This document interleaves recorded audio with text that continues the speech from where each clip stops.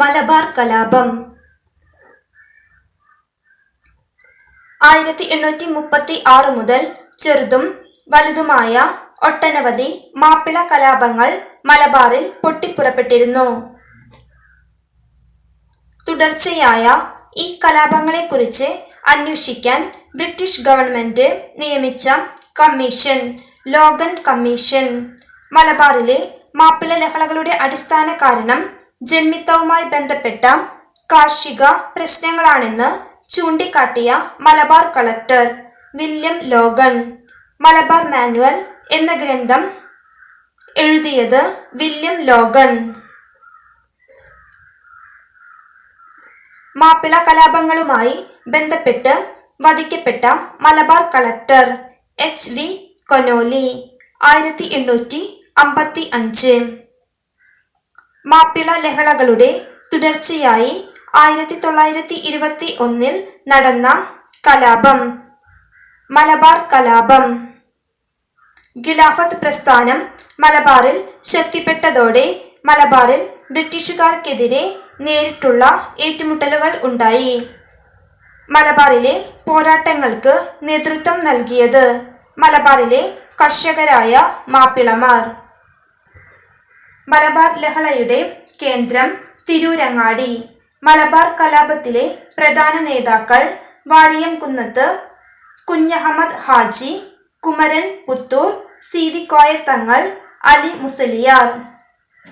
മലബാർ ലഹളയെ തുടർന്ന് അധികാരത്തിൽ വന്ന താൽക്കാലിക ഗവൺമെന്റിന് നേതൃത്വം നൽകിയത് അലി മുസലിയാർ. മലബാറിലെ പോരാട്ടങ്ങൾ നടന്നത് ഏറനാട്, വള്ളുവനാട്, പൊന്നാനി താലൂക്കുകൾ. 1921 മലബാർ കലാപത്തിന്റെ ഭാഗമായി നടന്ന പ്രധാന സംഭവം പൂക്കോട്ടൂർ യുദ്ധം. പൂക്കോട്ടൂർ യുദ്ധത്തിനു കാരണം പൂക്കോട്ടൂരിലെ ഖിലാഫത്ത് കമ്മിറ്റിയുടെ സെക്രട്ടറിയായ വടക്കേ വീട്ടിൽ മുഹമ്മദിനെ മോഷണക്കുറ്റം ചുമത്തി ബ്രിട്ടീഷ് പോലീസ് അറസ്റ്റ് ചെയ്യാൻ ശ്രമിച്ചത്. മലബാർ കലാപത്തിൽ കൊല്ലപ്പെട്ട പോലീസ് മേധാവി ഹിച്ച്കോക്കിന്റെ സ്മരണയ്ക്കായി ബ്രിട്ടീഷ് ഗവൺമെന്റ് നിർമ്മിച്ച സ്മാരകം പൊളിച്ചുമാറ്റണമെന്ന് ആവശ്യപ്പെട്ട് കവിത എഴുതിയത് കമ്പളത്ത് ഗോവിന്ദൻ നായർ. മലബാർ കലാപം എന്ന കൃതി രചിച്ചത് K. മാധവൻ നായർ. മലബാർ കലാപം പശ്ചാത്തലമാക്കി കുമാരനാശാൻ എഴുതിയ കവിത ദുരവസ്ഥ.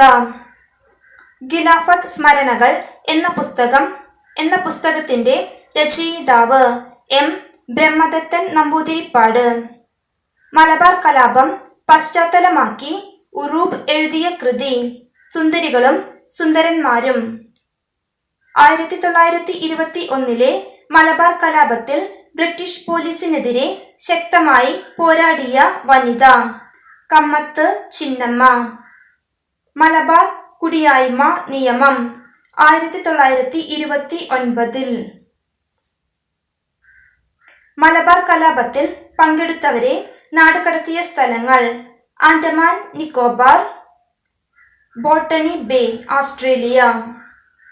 മലബാർ കലാപത്തെ ആസ്പദമാക്കി IV ശശി സംവിധാനം ചെയ്ത സിനിമ 1921. മലപ്പുറം ജില്ലയിലെ താനൂർ കടപ്പുറത്തു നിന്നും ബ്രിട്ടീഷുകാർ അറസ്റ്റ് ചെയ്ത് പിന്നീട് വധശിക്ഷ നൽകിയ ഇന്ത്യൻ നാഷണൽ ആർമിയുടെ ഭടൻ വക്കം അബ്ദുൾ ഖാദർ.